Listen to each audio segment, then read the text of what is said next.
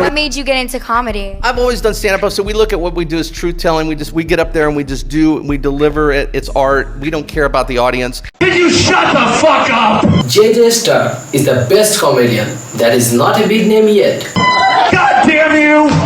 You fucking assholes! You fucking piece of garbage, you over there! Talking like a fucking loud bitch! It will live in the hearts of those who know lawlessness and insanity. Tell us the story at the place in North Hollywood. Bring the punk rock, to the crowd. Yeah, they threw empty bottles, empty milk cartons at you. She got That was beautiful. hair thrown at him. Wow. My friend John Dropped on my back. He ducked, yeah, because the lady was a bitch. The husband got mad. He said, "You stupid bitch." Hey! Hey! Who's telling me? Hey, come here, you fuck! I mean, the thing is just people don't get it, I mean, they think it's real, they think his comedy's real. JJ Star speaks truth. JJ Star is truth. With JJ, it's just like watching a dirty old perv just being dirty and filthy. But I can talk about abuse because I've seen it firsthand. I saw a 78-year-old woman breastfeeding. To me, that's child abuse. I don't think children should be forced to suck on titties with liver spots. You know what I'm saying? Like, I'm speaking truth, like the way of Martin Luther King or fucking Gandhi. And I had to intervene. I'm like, lady, you know and I know that milk's expired. You're looking at fucking Gandhi in this bitch. Occupy my asshole. I'm the second coming of Eddie Haskell. High as Jehovah, driving a Range Rover over the white cliffs of Dover. I'm a soldier home for war and I just need my refill of somas. And maybe later I'll calm down and we go choke out Selena Gomez. I'm untouchable. I'm like Obama's Secret Service. I got a one-way ticket to go down to Colombia and get fucked up and bang hookers. I'm no doctor, so there's no need to get all surgical. But who knew Ryan Seacrest was a closet heterosexual? I get C-sectional. I'm plumper than Jessica Simpson's cervix. Maybe I'll put on those horn-rimmed glasses and get a blowjob from Skrillex. Baby, I'm low. We'll have a blizzard. We'll get all Dr. Zhivago. 2 big boats, 2 bags of coke. If we get low, just get Scott Storch on the phone. Well, Uncle Winter, I've been staring at Kardashian's ass. You want to find out what she had for dinner? Just look at Kanye West's dick up on Twitter. Break out your 808s and heartbreaking. Bake a cake with Drake and your dad. Our life should be so colorful. It should be like a Nicki Minaj maxi pad. I'm not bitter. I'm not cut from some kind of lame booking look. I'm probably considered a little bit funnier than that Dane Cook, no Russell Brand. But Duran did more blow than Lohan. In fact, I know the motherfucking comics never compared to Sirhan. I'm like a computer that's been infected with a Miley Cyrus. Now that she's a little bit older, I'd rather jerk off to a picture with Billy Ray's psoriasis. I'm like Axl Rose inside the Lana Del Rey. Welcome to the jungle, Lizzie. I've been born to die, now I'm feeling so gay. I'll make the queen go straight. I belong in that rock and roll Hall of Fame. Instead of showing off my guitars, I just think I'll show you my cum stains. Oh, what a shame being a rock star. Oh, it's so fucking rough. Except about war tonight is Steven Adler. Put him back on drugs. Thank you very much. Pay the cost and be the boss. That's why I take my lumps of that cranberry sauce. Then I take it down to Port of Miami and I have a seizure like Rick Ross. Oh, hold on, honey. Hold on, my career is going quick. Oh, I just formed a new boy band, baby. So do One Direction on my dick. I'm laying on thick nigga seams. I leave it dry heave on your weave. I'll drink a gallon of Hennessy, come back and I'll piss on the cast of Glee. This is no ballad. This is no Barry Manilow. Drop the pig skin and come over here and you can pray to my ball sack, Tim Typo. Oh, la Beyonce and the baby inside of her body. Oh, I'm gonna kill that little blue cutter and I'm gonna sell it back to the Illuminati. Rest in peace, Whitney. Oh my God, coming up next up is Whitney. Illuminati just planned the next big dead celebrity party. Waka waka waka flame, waka waka akalama. That's really waka coming out my tonka. Maybe come a little closer, honey. You can be my everlasting cock blocker. Bring out my blue black cause you know me, I've been crazy since the 80s, babies. I'm ever carrying teenage dreamer. Katy Perry getting fucked by Ralph Nader. Oh, is that Jada? Is that my little weeping widow? She showed me how to whip her hair and I laid a bald head right down here on the pillow. But don't worry, Will, you know, I still gave her a pill, though. Oh, don't bring the men in black. I'll send you a fucking bill, bro. I'm so old, I feel like the cheese and Betty White's asshole. I'm so crazy and wrong, I feel like CeeLo Green in a thong. You know, I go sober, I'll be like the straight version of a John Travolta. And then I get all Mars Volta, make Ed Coulter get fucked in the ass by Yoda. Oh, I was just taking old school. I'll be like a Lethal Weapon 2. I'll be like Mel Gibson trying to resurrect his career as a Hasidic Jew. Oh, sorry, I didn't know. I didn't mean to shock you. I tell you, Dr. Dre won't be about Tupac next year. I'll come to Coachella as a hologram and Chewbacca. Good night. I see a lot of really cutting edge stuff out there, and JJ Star was one of those magic things that I got to see, which made me jaded today. You go to a show and you see these confrontational artists, and it just kind of ruins you for the rest of your life, because you're never going to see anything like that again. It's going to surprise you and give you that kind of impression. Groupie shit, and I twist them into fucking balloon animals because I could, because I'm a fucking rock star. I suck at it, like I'm with that shit. To go to a club and see a stand-up comic, yeah, you have people like Seinfeld, but that's all right if you want to bring mom and dad with you, you know. It's but to see real stand-up comedy, that's creating a situation in the room, you know, creating confrontation, you know, getting under people's skin, getting the uptight people in the room to come out of their shells and explode, and you know, it's fucking great. I wear $500 fucking glass bandanas. I wear the fucking glass because I'm a fucking rock star. Rock on, that's what I do. It's embarrassing to say 20 years. You know, and really, I mean, the thing is on the surface level, if you're just a spectator, you would say, well, boy, you really failed. Because we don't see you on Comedy Central, and we don't have your albums. I mean, even though they're in the stores, you have to look for them in there. You have to look for JJ Star. They keep them hidden. They keep them hidden. They want them to be hidden from you because they don't want you to see and hear the real truth. What these motherfuckers want from you. They want to fuck your children to get energy. You know, and I know that's bad if that's like your mom or dad molesting you, but this one kid came on, 15 years old, he goes, when I was 12, my babysitter molested me. I'm thinking, you lucky son of a bitch! Jeph, you are known as an extreme wild man on stage, pulling no punches. Tell me, what inspires your shows? Like a rusty piece of crap you drive. This is just part of the artistic process, whether it be music, whether it be comedy, whether it be radio, writing, whatever it is, we just do and create. That's a little bit about myself. I started doing stand-up in 1994.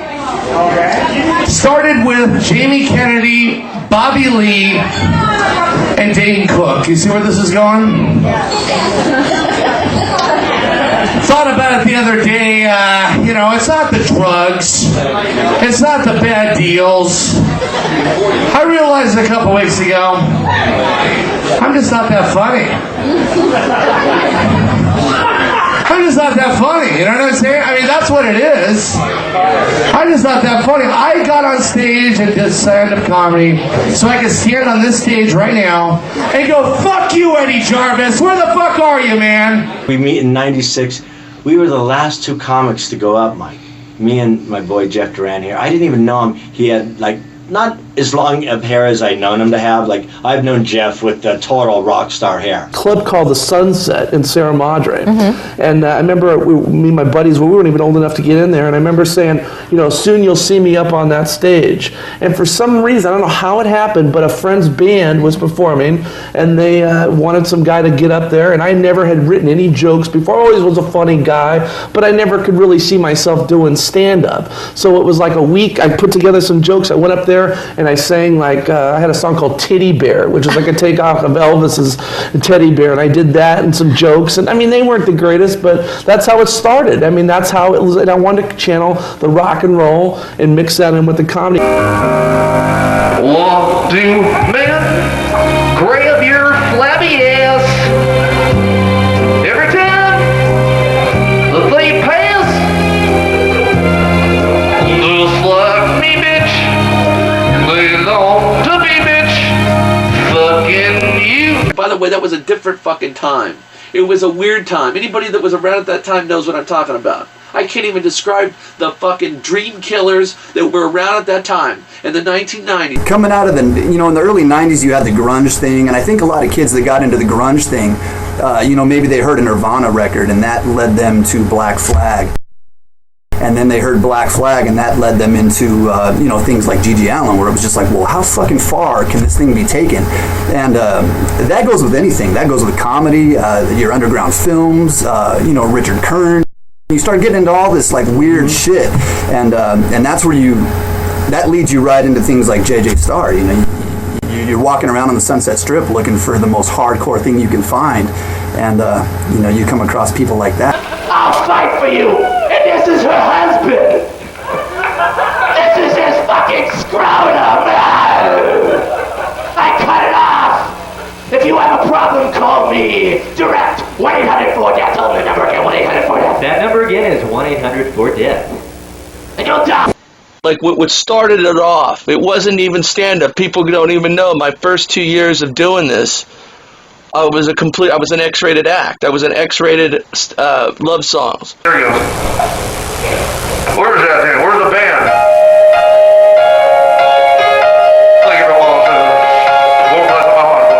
I was influenced by Blowfly. I was influenced by Bushwick Bill from the Ghetto Boys. Like, these were the cats, like Old Dirty Bastard, ODB. That's what formed J.J. Starr. When I saw Old Dirty Bastard, I think, and Wu-Tang Clan.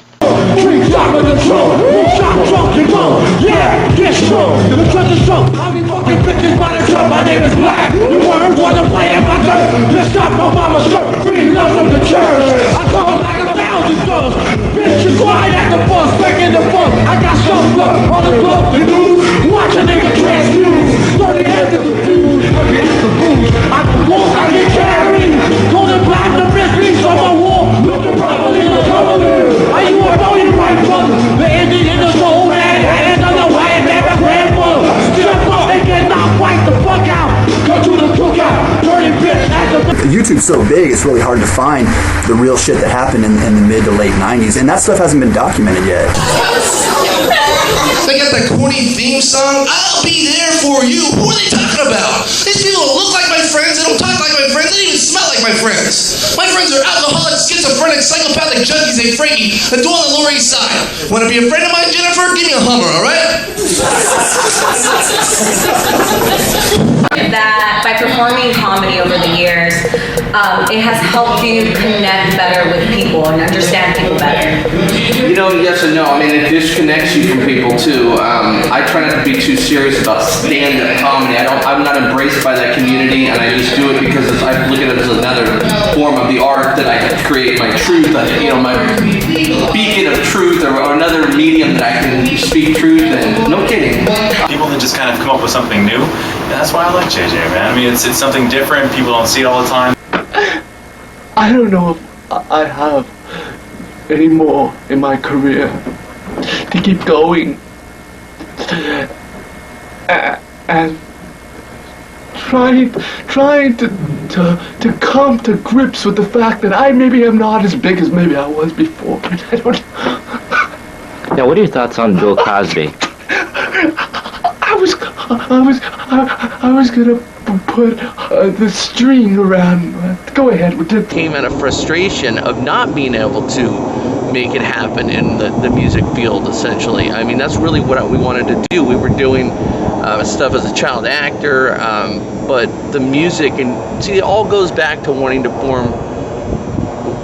to make an album, really. I mean, that's what, when I was graduating from high school, my main goal was to create a demo, an album, you know, essentially of songs, and that was what started the first J.J. Starr project. And that's where a lot of that frustration came from, essentially, with J.J. Starr, was that there was nobody accepting it. And still, I think it feels it to this day. I still feel like there really, as much as we really haven't done that many remarkable things in terms of business. And I think that frustration still, it runs through, and it keeps you alive, but it also, it can be maddening at the same time. And one night I saw I had my head in a bucket of feeding fish from SeaWorld that reeked so bad down there. I'm all out here, Jesus. Hell yeah, I suck, honey. I suck so hard I start hallucinating. For a minute I think I see Jocko Stoll with a canister of Lysol. I suck in bed. I suck so hard I go to the doctor and he says, JJ, you know you are what you eat. I said, Doc, don't call me a pussy, because I suck in bed. The thing I like about comedy and comedians is that there's a sense of, I can relate to this person, I get what you're on about. With JJ, it's just like watching a dirty old perv just being dirty and filthy, and it's horrible. And they said another priest fucked a little boy in the ass today. Oh my god. How many priests have to rip little boys' rectums apart each year? You know what I'm saying? Like, I'm speaking truth, like the way of Martin Luther King or fucking Gandhi. You're looking at fucking Gandhi in this bitch. Bless me, Father, for I have sinned. He'd be in there, say for more enemies, my son. Say for more fathers, go ahead. Go through the stations of the cross for me, son. Well, it was a little embarrassing to me, and I felt bad for my son because the audience wasn't taking to him very well. That's how I broke up with her ass. I'm like, yeah, I suck in bed, I suck your tits, I suck that dirty smelling pussy of yours. Comedy's ruthless. I can't believe, I've often said, I can't believe I haven't gotten beat up doing comedy. Or might just suck. You know, I've never had what can happen.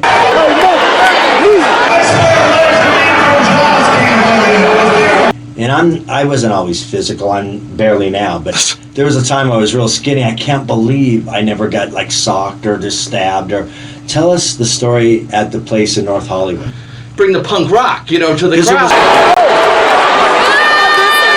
Yeah, they threw empty bottles, empty milk cartons at you. JJ Starr was one of the darkest, dirtiest, most bizarre comedians ever. His ending bit, get this, was praying for everyone in the club to die for not laughing, until people literally started throwing chairs and bottles at him. That was beautiful. Hair thrown at him. Wow. My friend John dropped on my back. He ducked, yeah, because the lady was a bitch. The husband got mad. He said, "You stupid bitch." Hey! Hey! Who's telling me? Hey, come here, you fuck! You know who heckles mostly? Women. Cute women heckle. Cause you know why? And I've told you about this, Jeff. You forgot because you look confused when I said that. Because they're so used to being so cute and funny, and all the attention's on them. Then they get at a comedy show and they don't know what to do. I'm here to fucking entertain you, you fucking bitch. You know. An entertainer, man. I'm not some fucking, you know, what is this? Free clinics down the fucking street, bitch. You know, I'm doing my fucking, you know, show over here. You want to join me? Fucker. This is gonna be a long night. How long is it gonna be? As long as my dick. Not very long, folks. Now you wouldn't know, because last night when I tried to shove it on your ass. He just keeps going. You gotta have definitely respect for that in Star a lot. He'll take the hits and keep on going with it. I'm not dissing the brothers. Man, they ain't cool, dude. No, I'm not dissing the... I'm OG, you know what I'm saying? Hey, man, what me diss me, you know what I'm not dissing anybody, come on. They don't cool, you know what I'm saying? Oh, boy, don't let me on my job, you know what I'm saying? Hey, man, yeah, you're wrong. If you're so stupid, you're such a dumb fucking idiot if you think 1 minute that I am racist or going after. I would say, if I was, I would say it. I have nothing, I have no problem with anything. Jesus Christ, because he died for my sins. You know, Jesus Christ was the original OG. He was the original nigga. He was the original guy that died for this nigga. See? The only thing that I've ever had a problem with race-wise were white people offended by the shit I was saying. It wasn't anybody else. Nobody gives a fuck. Because they got Christian rap now. Christian rap, you heard about this? I call it crap. Got these guys like Kurt Franklin. You see this guy out there? Yo, yo, yo, yo, yo! Yo, yo, yo, yo! I heard him in an interview. He's like, yo, Jesus was the original rapper. Jesus was the original OG. Jesus was the original gangster. Jesus was the original rapper. It's a pretty visual.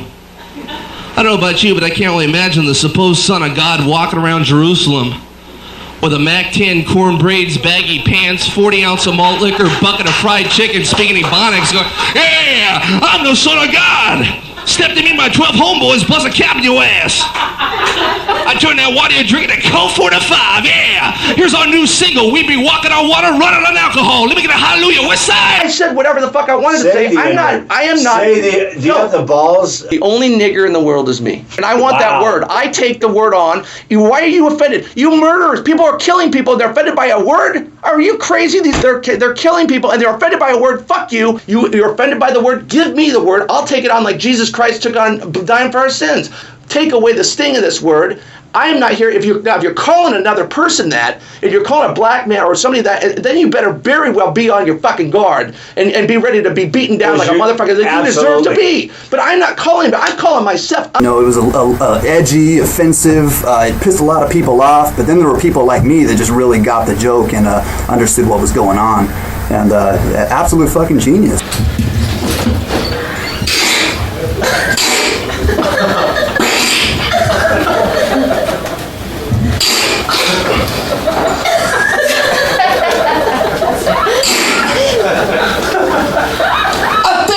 Chick out, right? You're gonna love this story. I'm over here now. I'm over here now. I go in the Venetian, right? I take this chick out, I wine her and I dine her. We're driving back home. You're gonna love this. I take her home. We're driving home and I buy her a dozen roses. I'm Andrew Nice Clay now. I'm over here now. I'm over here now. She gets a little tired. I realize, honey, I pull out a pillow because I got that kind of time. And I say, honey, sweetheart, don't go to sleep. You're gonna miss the next 30 minutes of Sesame Street. I'm Andrew Nice Clay. I'm over here now. I'm over here.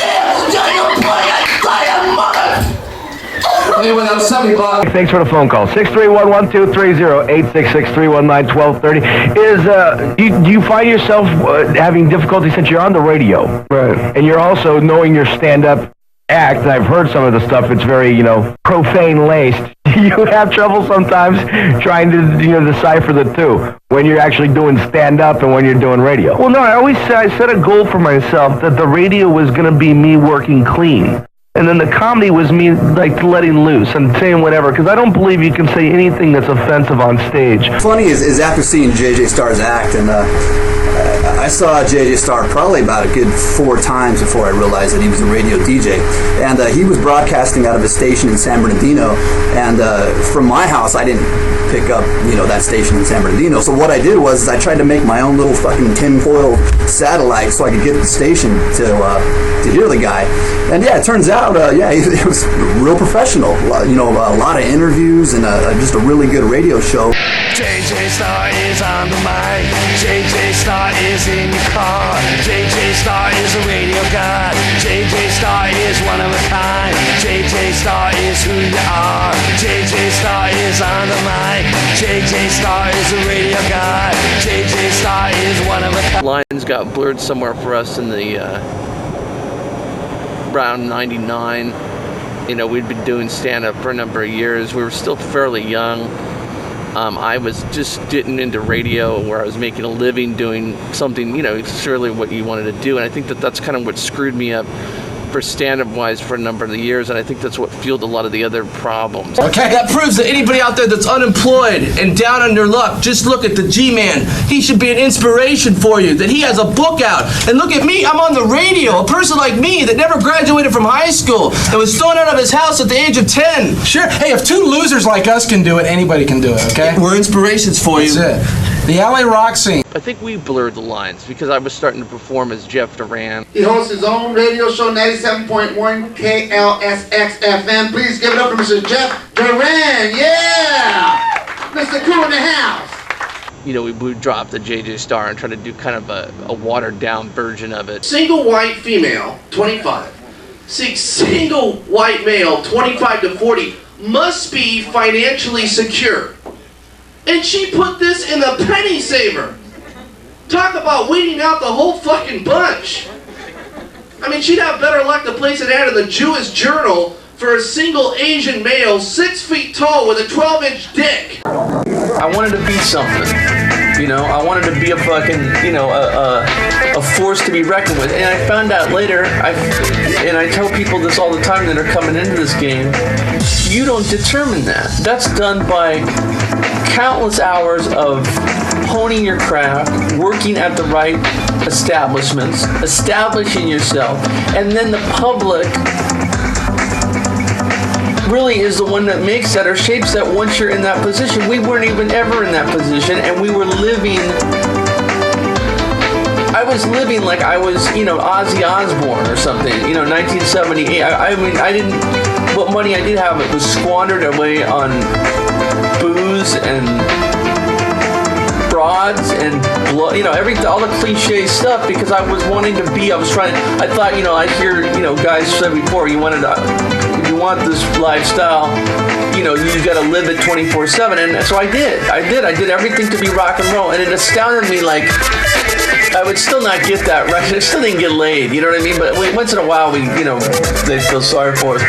But we were more or less just like a freight train at that time. Another gig you're doing, Comedy Store, coming up? Yeah, doing another, we're doing the tour. It's still kicking. That's the new CD, but we're doing the Comedy Store at the Main Room again, which is always great. And speaking of the new CD, I have it right here. This just came out, right? This is April. April, okay. It said summer release, but you released it a little early in the spring. Worldwide release, went out to Japan, and we had a DVD with that recorded at the Comedy Store. Looking back at it, it wasn't that good. It was lazy. I was on opiates, so I wasn't creating well. Being fat in LA, you know, it is more accepted to be a retarded, junkie, anti-Semite than to be fat. You know, I didn't know I was getting fat. I was at the mall today, and this little kid comes up to me and goes, Santa! Santa! Touring with J.J. Starr takes a couple years off your life. I watched him chug 36 beers on a flight from L.A. to Vegas. A 50-minute flight, no less. And back when he was fat like me, he'd eat like 30 tacos or 20 hamburgers all in one sitting. That there Jeph J.J. Starr, he's a complete nut. Katie Rule! Meatloaf! Yeah! Is that what you said I look like? Oh man, Meatloaf, that's harsh. Oh, that is him. Oh, you're right. You get a picture of me and Meatloaf? Let's see who's fatter. 78, me, or... Like me. Who's drinking with me? Yeah! Who's drinking? Yeah! Oh, man. You gotta love it, dude. I'm gonna drink till the day I die. Yeah! I'm gonna drink... Orderly. You know what, and people try to tell me that I got a drinking problem, and you know what, you might get in that same kind of predicament. I tell them, I get them right off my back, I do this. Yeah, I got a problem with alcohol. I got a problem that according to California state law, it's not served after 2 o'clock in the morning. That's a fucking problem. So you guys drinking tonight? Who's drinking with me? You guys drinking? People keep telling me I have a problem with drinking. They're right. And there's your limo. Yeah, I gotta go. There's a limo waiting with lines of coke on some girl's breast. We're gonna relive the Led Zeppelin years from 1970, actually 77, when Jimmy Page was bone thin on heroin. And when I drink 3 or 4 of these cold ones, I like to do massive amounts of cocaine. How about you? That's a problem because my dealer lives in Bakersfield. And that's a problem because he drives down here to spoon enough coke into my nose, and I'm up until like 5:30 in the morning with my heart racing. Because see, the thing is I never performed a show. I was very proud that I never did a show straight in all my life, and the times I would do, it would bomb. So I always thought, you know, it needed a little fuel for the fire. To the liquor store where the Korean owner decides to sleep late, leaving me outside with bag ladies and gardeners and guys that think Jesus is a Puerto Rican wife beater who sells crystallized methamphetamine wondering. I got a problem. I'm on my knees banging on the glass to get a drop of my sweet nectar so I can stop shaking like Muhammad Ali at an ATM. Like a Jewish vibrator. Like Michael J. Fox on Ritalin. I got a fucking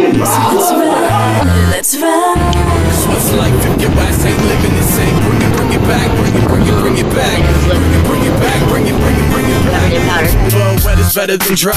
Whether I'm sober or drunk, you know that I'm still gonna drive, bro. I'm still gonna ride. It's a different high when you're drunk. Do it 120 down to 405 in the fast lane, ducking, running from cops like OJ. Knowing the eye in the sky's flying my way. Crack until the cops come. Throw the middle fingers high. Let these niggas go for the know they're never gonna take us alive. Paris Hilton does cuts it in bucks. What's life if your ass ain't living it safe? Bring it back, bring it back, bring it back, bring it back. Another picture, let's get mixed up and intoxicated till we wake up in the ER under observation. And yo, if your deal, then baby, to the back. And if you mixing liquor with double tabs until you stumbling, fumbling up your vocab. Damn it, when yourself from drinking by picking up habit. I guess what I'm saying is you should do drugs, lose touch with everyone you love and come and kick it with us. We living life in the fast lane. Woo! It's crazy, man. And what about the Stones? $500 to see the Stones live. If I'm paying $500 to see the Stones, Keith Richards better get off the stage, come over and tie off with me. You know what I'm saying? Yeah. Does that come with brown tar? Where's my beer? It always was about a celebration. It came from the rock and roll spirit of the 70s and 80s growing up and wanting to be part of that Van Halen and Us festival and never get a chance to. And I wanted to bring that into kind of my own lifestyle, you know, the Diamond Daves and that kind of thing like that. But you know, it's like you walk on broken glass. You got to pay the price and you get cut, you know. And we didn't see that happening. And it only was after it had already happened and we already had been through, you know, rehabs and all this other stuff that we realized that shit, you know, we walked a pretty crooked line with that whole stuff. I'll admit it to you people, because I feel a connection here. I feel a bond with you people so much tonight that I will share something I shared in rehab. I robbed old people for their drugs. Because they get the best fucking shit, man. But you relate to all those everything that was said, you know, like the Vicodin and the old man's cabinet. I mean, goddamn, how many times has anybody gone to use the bathroom at an old person's house and you're fucking checking out the medicine cabinet to see what they got, you know? And I mean, I completely fucking related to that. It was so funny, man. And guys like me in the club, I'm cracking up, going, God, you know, this is my fucking life.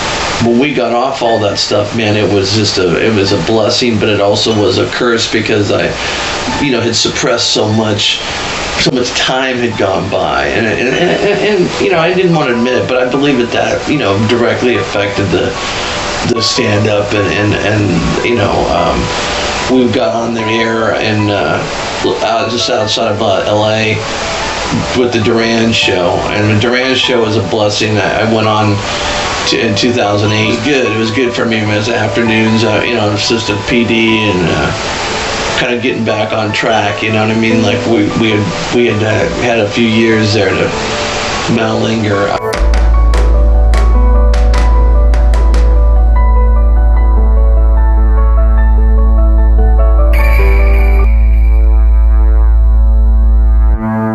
Cause I close my eyes and paint a picture of death and take a breath, hoping I stop shaking and the pain just goes away. Before I open up my eyes, lose my mind and turn to fire. I just feel so alone, and it just feels so alone. I don't know if I'm right or insane. Is it strange that I might lose control of my brain, black out and go crazy? Why do you call it how embarrassing? You guys are horrible. You guys are we drove out. I'm proud that I drove out 60% of the audience in the last 10 minutes. You goddamn pizza out there, you fucking assholes. I don't fucking care. I really don't care. I'm here because I'm trying to do comedy, you fucks. Back there in the back with your pizza pie. Take that shit and stick it in your girlfriend's twat, bitch. You know, it's just like that's still going on. That's how I thought. Like, here we're still fighting the crowd. You're still having to prove you're a headliner now. You're yelling and, you know, all this craziness is going down. And it's like, here we're still at this point. I mean, how it's embarrassing. Say, bitch. I don't fucking deal with that. You know, I'm up here trying to tell fucking jokes. Do you want to talk? Why don't you sit down right here, bitch? Why don't you sit down right here and tell those fucking things that you're telling that dude? Mercy on my goddamn soul, man. A fucking piece of garbage. I'm a loser. Look at the girlfriend. start getting all nervous. Oh, the guy's got a dirty fucking bitch. That's the reason for Mercy killing right there. I have a local comedy club that I go to every single week. I love this place. It's one of the best places ever. But I need to talk about comedian JJ Starr. He came to perform and I thought, great, he seems like a nice guy. I bet he's got some funny jokes. Haha. They weren't funny. Come on, don't be. I'm not Charles Manson. Come sit down. I'm doing a show. We're filming this fucking thing. Sit down and talk that loud in front of me right here. And I know what's happened with my band Rebel. It just depends on the night and what's going on. If you're all fucked up one night and you've had a shitty day, maybe that night you're gonna go off. If you've had a real good day and you've gotten laid, maybe you're gonna take it a little bit more easier. But either way, the shit's gonna be sincere. You guys are so goddamn supportive. I'm just lapping up this love right now. I'd like to shove it in my fucking ass and let the Jonas Brothers take it out of my fucking asshole. If you can't take it seriously, I'm preaching this shit to you, bitch. It's like an animal, man. I mean, you want to play with you want to see what happens when you stick that thing in the lion's cage enough times, and then be surprised when that fucking lion comes and mauls you and takes your head off and eats it and spits it and regurgitates it. That's what's coming, and that's what will be. He's got a dirty fucking bitch. Don't laugh at me die. You have to be liked by the audience, and you have to show them that you want to be liked by them. Whereas in Europe, in England, you can be very deadpan, dry, and just deliver your stuff like I don't like you, and they kind of buy into that. But here, I think you have to kind of sell it more. Hey! Who's telling me, hey, come here, you fuck. Who is this? These fucking idiots. Gonna yell, hey here. Oh, fuck you. Go fuck yourself. Go die. Go fucking die and do the rest of us a favor. I'm trying to do a goddamn show. Don't yell out unless you're paid to perform, you fuck. Fuck it. I'm not funny. I'll be funny when my foot is in your fucking face. Fuck you. Fuck you and die and your fucking family. I pray to God they die, you fuck. Oh, shut the fuck up and sit down here and watch some comedy. Didn't like the position I was in. It was really a kind of a haunting night, because it was like the first time I realized that I was doing this for so long and really nothing really to show for it, Put it in part of my DVD. Come on. There we go. Sit down, dude. Now he won't. All right. Great. Look at what I got here. Fuck this. Fucking embarrassing, man. JJ Starr was about basically the worst comedian I'd ever laid eyes on, and he is. Don't let nobody tell you different. I hope I don't ever do any comedy ever again. I wish that every goddamn couple months, and then I get a call out of the blue to say, hey man, I want you to do a show for me. All right, I'll do a show. I'm just gonna pay me in some drugs too. Good. All right, I'll be there. We'll drive. Single in LA. Talking about that, right? Let's pick up where we left off. Where did we lose? Where were all this stuff went on before? 12-inch stick, single in LA, man. It's tough being single in LA. Fuck the eggs. No one's gonna laugh at fuck the eggs, right? Jason, you know about that. There wasn't a laugh anyway. Nobody hates me, so you're gonna laugh. So anyway, let's go back to the other thing we're talking about. How I got a mail order bride to come over here. You're not gonna laugh at that either. How to pry her ass out of a fucking container and have her get U.S. citizenship, and then she turned me down because, I can't get the fuck on my life, and, our idea of S&M is she shots, and I masturbate, you know what I'm saying, and, all that kind of stuff, S&M, my mic's cut. Oh, okay, great. We get into doing it, all right, that's it. I guess that's it. Thank you very much. Come get me, and I'd rather have somebody come get me off stage, and let's end this in a real way, because I'm not going to just walk off like a pussy. I pretty much was on a course for 14 years of just basically just doing this certain kind of act that I was like living that whole character, living that whole rock and roll post Sam Kinison drug-addled maniac. And for a while you can differentiate from the stage and reality, and it's, you know, looking back at it, they kind of all blurred together, and that was the accumulation of that. Not that that was a big gig. It was, I mean, we were going to film a DVD, but, you know, it was kind of me realizing, God, this reaction, we're still going through this stuff. I mean, it's frustration I think a lot of people get themselves into. I mean, it doesn't have to necessarily be entertainment related, but you go, man, I've been doing this for this long, for this kind of payoff, this is ridiculous. And you know, when I didn't get the reaction I wanted, I just snapped, and that's the result. So that's how embarrassing. Fuckers! Like I said, I didn't get into comedy to fucking stand here and tell you jokes. Fucker, oh, it's cut them out. Oh, very nice. Great. Thanks for having me out. Fuck you. Fuck you, everyone. I hope you all die. Goodbye. Fuck them. Fuck the song. No, have some respect for me, man. I'm trying to do a show. Fuck. No, I'm not going anywhere, man. Fuck them. Let's get him. Fuck it. Let's get him.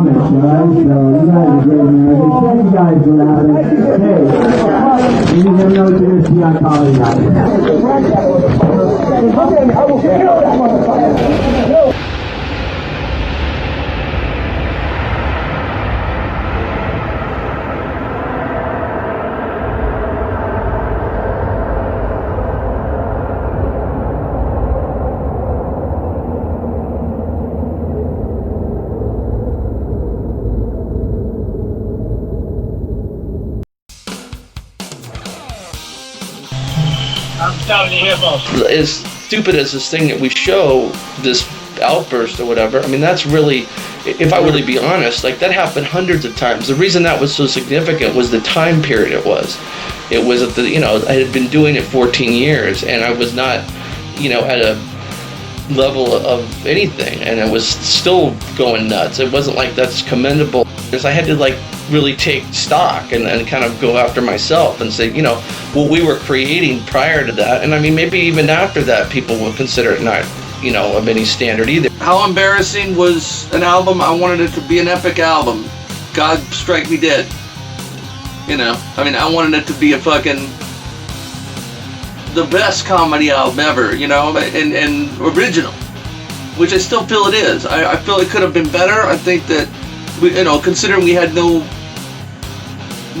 virtually no help, but, you know, the people I got on the album, most of that was recorded on the radio show. You had Lady Gaga on there before everybody in this world knew who she was. Yeah. Were you just like really into the underground scene, so you knew a lot of the artists before they came out? Well, I've said this before, like the thing with Lady Gaga is that she was the best to have on a radio show because you could say you could ask her anything or throw anything at her and she would run with it.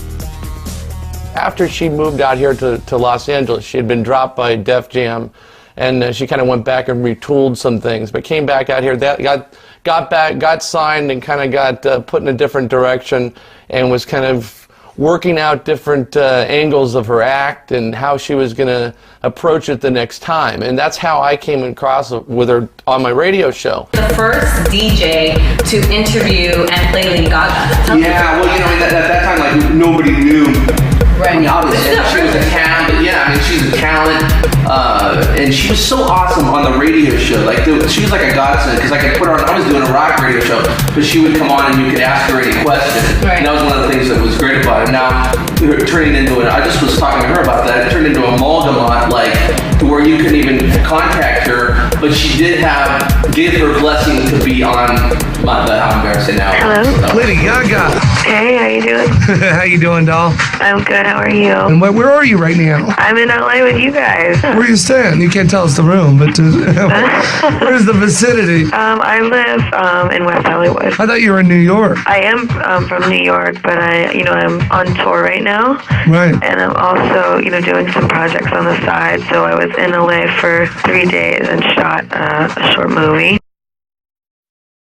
Okay, so you know those albums that you hear and they just change your life. I have found the next one for you. It is by JJ Starr. It's called How Embarrassing. And this isn't like music, it's stand-up comedy, okay? It even features Lady Gaga. Like, this is totally legit and it is so funny. Oh my god, like you were just going to be on the floor dying laughing. It is one of those albums that will seriously change your life because you're gonna listen to it once all the way through and you're gonna die and you're gonna crack up. And then you're gonna be like, oh my god, it's over. What do I do with my life? I need to listen to this again.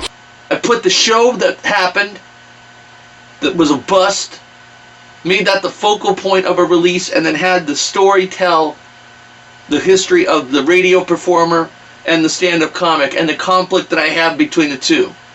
And I have Andrew Dice Clay, Pauly Shore, Gabriel Iglesias, Lady Gaga, and Shuggy Otis, Brian Holtzman. Everybody's on this release. Did anybody want to promote the release when it came out? Absolutely no. Nobody wants to be part of anything we do for whatever reason. And you know what? That's fine. But still, it stands on its own as a fucking phenomenal release. It could have been better if I had more money, you know.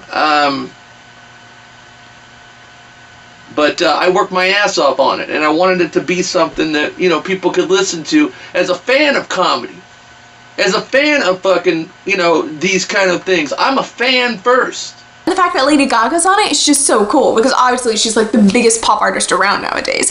And so to hear her come on, and it's just like so surreal and so cool. JJ Starr is cool, but I don't think How Embarrassing was anything special. Lady Gaga on a comedy record does not make me go out and spend $20. When it gets fucking put away in a fucking box in my mind, we have been able to embrace what we initially started going into this beast for, was the creative process. And that's what How Embarrassing was to me.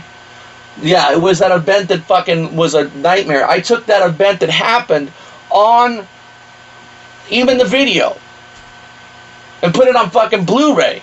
The whole fucking show, the nightmare, the train wreck. Oh, how embarrassing! That's right. We're gonna give a copy. We're gonna give a copy to you that doesn't happen anymore. That's what you get. I'm like the devil. I reward bad behavior. I wanted to talk about my return to stand-up last night. Actually, I did the first performance in 6 months since that disaster. I mean, it was real, and I knew it wouldn't go down that way again. I'm still doing babies. Okay, so we're going to start with teachers. Teachers go into doctors. Dr. Drew and goes into.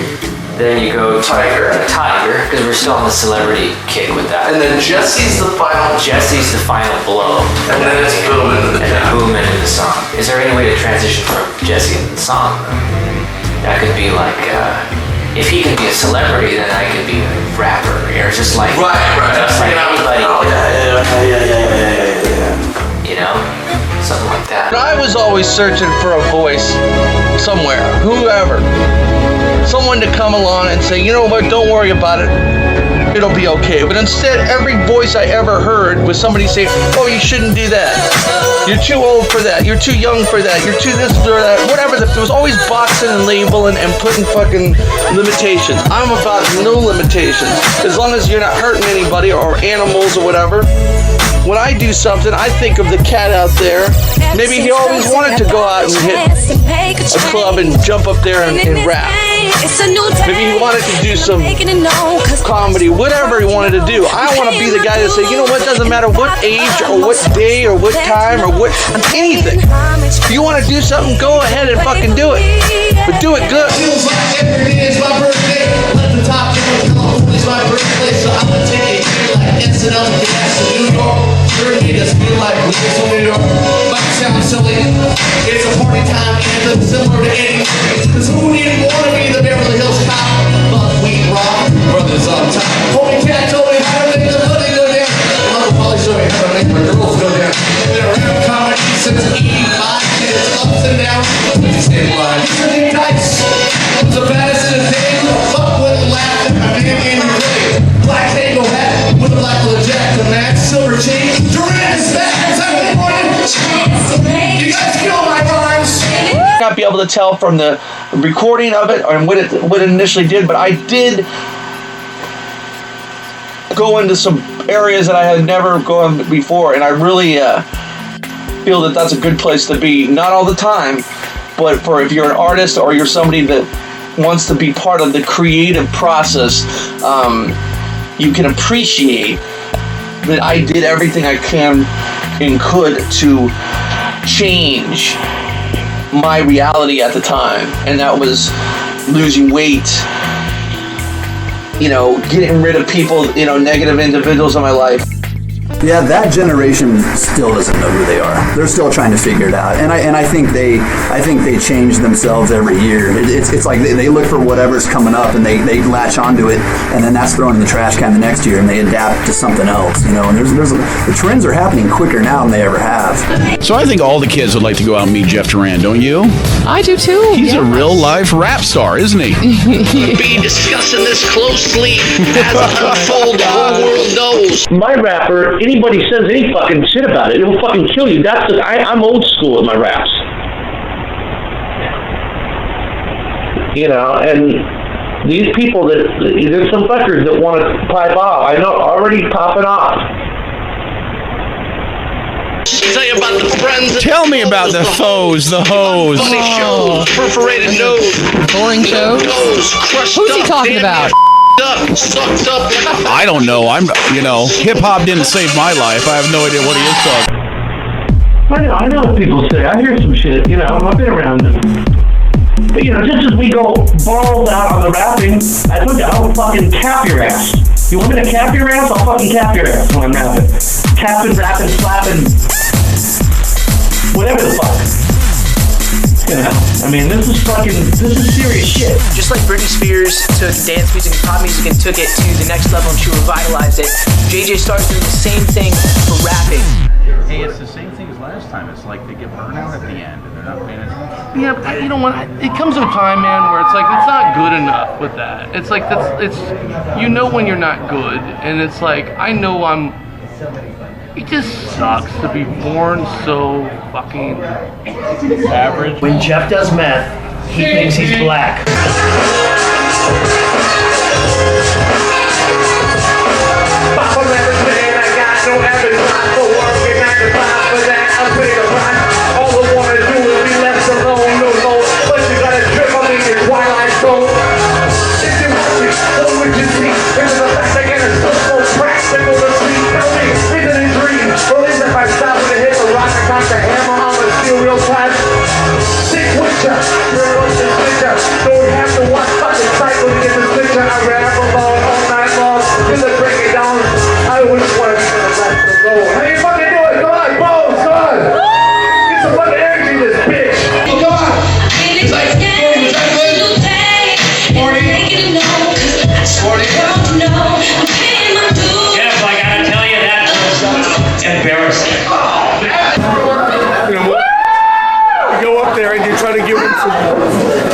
Quality hip hop. They take it back in the day.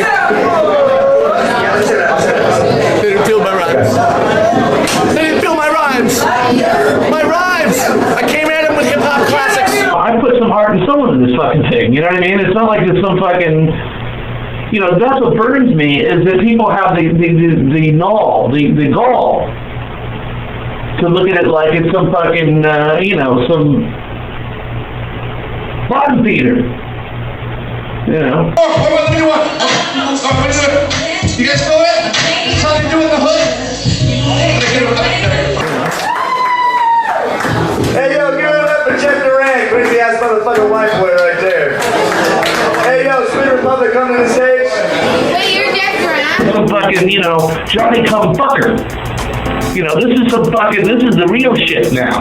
Now it's my time. I did my hard work. Now it's my time to get my real show. We've never done a goddamn show. I don't know where Jason is, but we've never had a fucking show where I can go in the goddamn thing and be treated like a goddamn entertainer in 20 fucking years.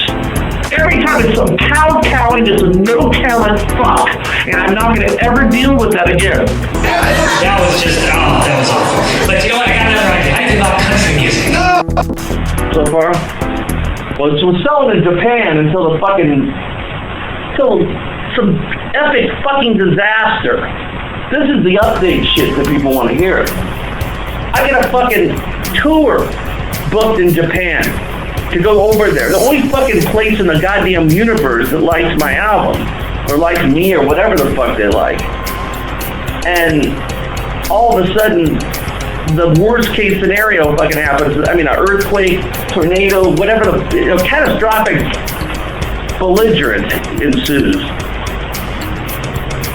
The tour gets canceled. It stalled at 238 on the Oricon charts, which is a pretty fucking phenomenal feat for a comedy album, or for anything I'm doing. And the momentum was just killed by this thing. And you know what? I feel bad for people that passed on or for families. But you know, I feel bad for me too, because I mean, my only fucking glimmer of hope was in Japan. And I know that comes off soft. Thank God for radio. Right? Love radio. You've been doing that for quite a number of years, right? Yes. Oh, radio? Radio's, yeah. Well, I mean, that's the whole thing with How Embarrassing was that I wanted to show both sides. You know, and kind of the conflict that I have with that. I mean, I keep my job if I don't go to JJ Star. Yeah, just let me know. I mean, just tell me. You know what I mean? I'm not. I don't take it rude. Yeah, I guess I'll ask you that question again. How long does it usually take to censor and edit all conversations before you can air them? Well, it's all done on the editor. I mean, it's all. It could be anywhere from, you know, a couple minutes to 5 or 10. Like I did the interview today with Shiny Coa Guns. That guy Jeremy. The interview was 20 minutes. So it took me, you know, to cut it all up. It took me about an hour to make sure it sounds good to go on the air. So. That's weird. What happened?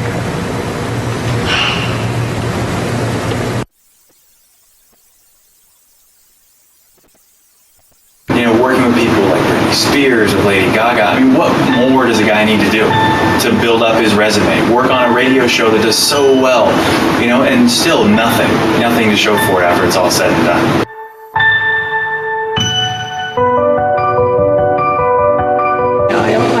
Didn't like to see him struggle as he has done in order to, you know, pursue his dream.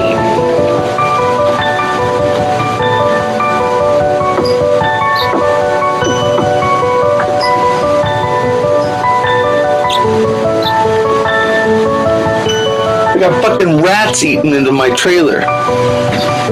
They were in our campgrounds. I gotta fucking deal with shit.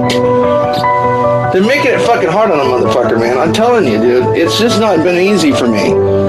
We got let go from our fucking job after 4 fucking years, man. I wasn't happy about that. That wasn't funny.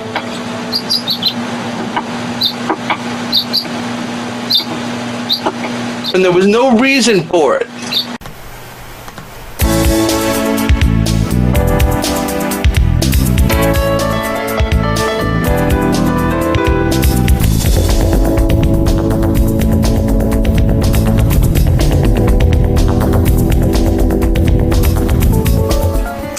Well, thanks for joining the show.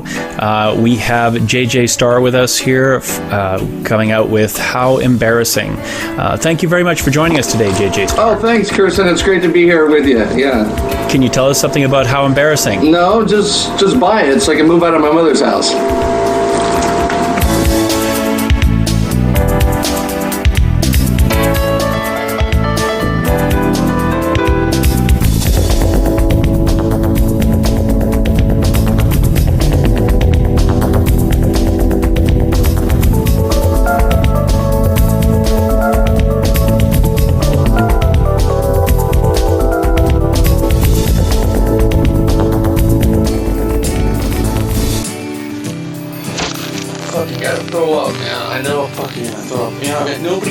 Helping me out. It's a fucking mess, dude. Every fucking thing's a mess, you know? Fucking album, nobody gives a fuck about my album, you know? It's like, fucking try, you know? It's not that I give a fuck if people want, it's not about people getting on their knees and sucking my dick because I'm doing something. It's not, never been about that for me. You know, it's just like, kids, somebody fucking, you know, just look at the fucking album, you know? You put some songs together, maybe comment on the fucking thing. How embarrassing, fucking, you know, Lady fucking Gaga and everything else on the fucking, you didn't want to fucking say it. Who even talks about it in comedy blog? Bunch of fucking nerds, bunch of fucking pieces of garbage. I hate every comedian. So they're racist hunkies. Have a good night. Put them on a screen, put them on a chain gang. That's what I'm gonna do. Oh, brothers and sisters, dare you fire me? Gotta think my life's gonna go down this drain like yours? You got another thing coming, boy. I've been on the beach and eating lobster. Lots of pussy, too. You know, Richard Blade years ago from K-Rock told me, you know, if you want to get in radio, go out to Fresno, go out to Bakersfield. And I did what they told me to do. I went out there, I cut my teeth, I did overnights, I did weekends, I did everything. They take advantage of people who work hard in radio, and they scream for talent, but they don't nurture it. And if you show signs of wanting to be like the next Glenn Beck or Hannity or whoever the big name is, at least for me, they stifled my progress. I mean, like, when I first got on the air, I got on the air in Los Angeles, actually. I was young. And I was working at a station a little bit out of town, and I was vilified for that. It was a Stern affiliate, granted being it was a weekend show, but I was proud of that. I thought that was a big accomplishment, you know, considering I grew up in L.A. Ain't got much time to make my name. I was on a morning show in Bakersfield. They teamed me up with this girl who's a talent in her own right, but I'd been working my ass off for 10 years straight there, and I got that, and got blown out of Bakersfield, had to come back into L.A., did stand-up for a couple years, and then got the Durand show, and I was happy with that. It was a great place for us. You know, we're on in 2 markets. It's just, I don't understand that business. It's just, there's no guarantees in anything, but they take advantage of people who work hard. It was like to see my loyal to this. Yeah, loyal to it, motherfucker. I've been doing radio since I was fucking 13 years old in my fucking bedroom. How loyal do you want? Yes, I'm Karen on F17 Enterprises right here. And how you doing? Yeah, I'm broadcasting live. I'm Jeph Dandurand, the nightly DJ right here in Karen. All right, I'm the program director, and I set up all the programs. You know, the crazy part about JJ is he's done stuff that tons of people haven't. Like I said before, watched all these great bands from backstage, worked with these great actors when he was younger, and then as he gets older and works in this crazy industry, man. He's still crunching it out after having all this success throughout his life, and now he's back to square one, living in a trailer behind his mom's house, but he's still writing songs, still making dirty jokes, podcasting about the Illuminati from this trailer, dude. You fucking kidding me? And talk about Whitney Houston like that. We're gonna play some Whitney Houston because I want to give love back to a woman who was killed, I believe murdered by the Illuminati. The Illuminati has killed another victim, is in the Illuminati's trail. Whitney Houston is the latest one down. This is what happens. It's controversial. I wasn't going to get to it right away, but you know what? It sparks in me and makes me angry that someone else has to die on account of these blood-sucking Satan spawns, these motherfuckers that run the music industry, run the art industry. Fuck these motherfuckers. I will take them on personally. Fuck them. I pimp Satan. I'm so fucking bad. I'm a motherfucking, I'm crazy.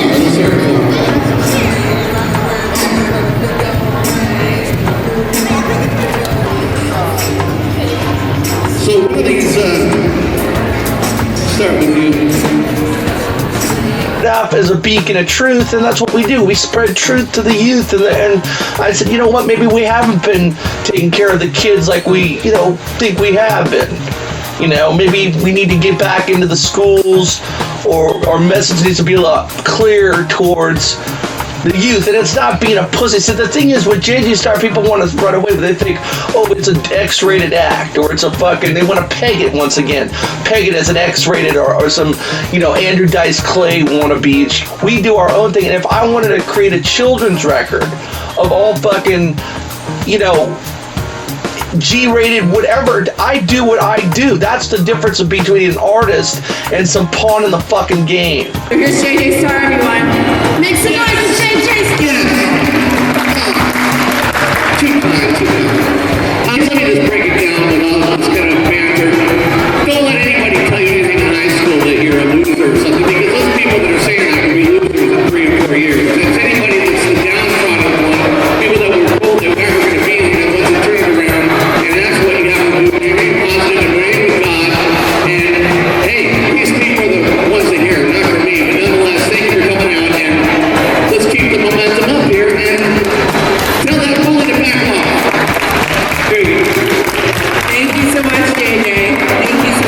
to be able to keep pushing and going forward with that, I mean, there's something to be said for it, man. I mean, I guess, what's that old saying? We fall 7 times to get up 8. I mean, what's this cat falling? Like 20 times to get up 20, falling times 20 times to get up 21?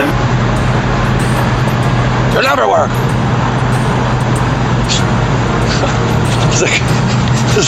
You'll never work. Never working. He's working. I bet he worked. Yeah, but here's the reaction to the movie. What is this? What are you gonna do now? A movie? Really? After what? What if you do? You don't even perform. You're not gonna have a movie made around it. I don't think that's right. He has a movie made around it. He doesn't perform.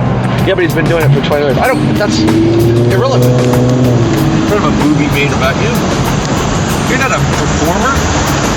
Really? Okay. That's what I deal with. Like that's a friend, by the way. That's a guy that's supposedly like a confidant in comedy, a comedy confidant. So we are here live in Hollywood, ladies and gentlemen. Good for him, man. Most people would have given up a long time ago. So you asked me why I had respect for him. That's why I got respect for JJ Starr.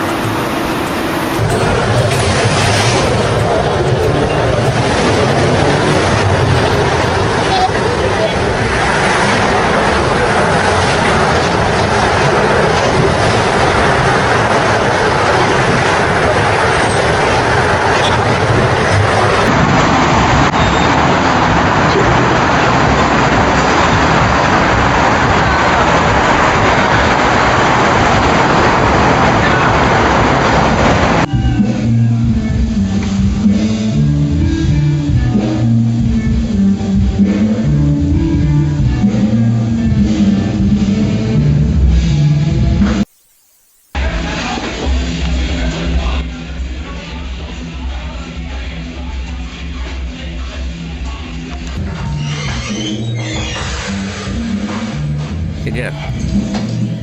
Time to shine. Dedicated to my brother. I feel like he's the only one to know the pain I'm going through right now. I got nothing left. I've been on borrowed time too long. Living too fast, now it's all gone. Just give me one more chance, this will be the last one. I got nothing left. I've been on borrowed time too long. Getting high with my mind so blown. Just give me one more hit, this could be the last one. Or give me 2 tallies and a blunt, fuck it. They wanna put me in the sky, then I'm gon' touch it first. Before the worst happens, let this verse happen. Then fucking lead me to my dirt napping. No clapping, I resorted to unforgivable shit to survive. At times I get high, I regret shit. Like home invasion, coming with less than a left week. She was searching for a next hit. Mind full of demons, eyes full of dreams. Dreams full of women screaming at crime scenes. What you think, brother? We ain't cheated enough death. But if this my last hit, then I'ma rip it to my last breath.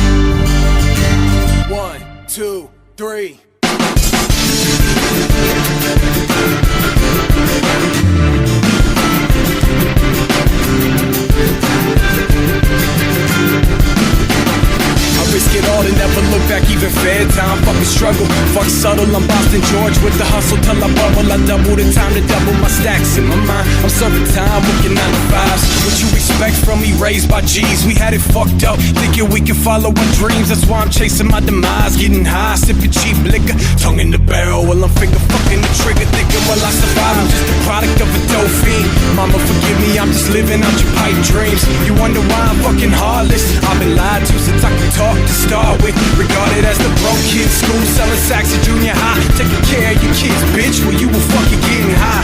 There's no options for guys like us, brother. We either end up in the cellar, fucking dead in the gutter. I got nothing left. I've been on borrowed time so long. Living too fast, now it's all gone. Just give me one more chance, this will be the last one. I got nothing left. I've been on borrowed time so long. Getting high with my mind so low. Just give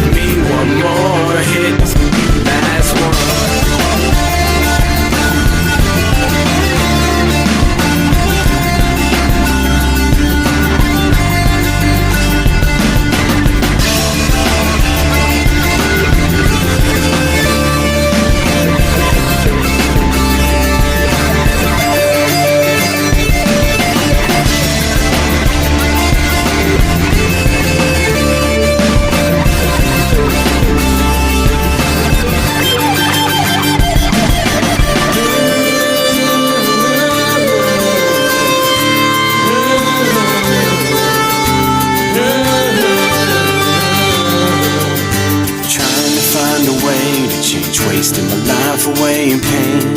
Trying to be someone that I'm not, got me nowhere. Got the devil breathing down my back, but I can't pay. Wonder why I blow on the blunt so much. I'm so scared that I never will amount to much. I just give them the best smile to hide that I'm dying inside. I wouldn't ask me if I'm good unless you wanna hear lies. I feel like it's back to the felonious life, and if it don't work out, then come collect on my borrowed time. You feel me?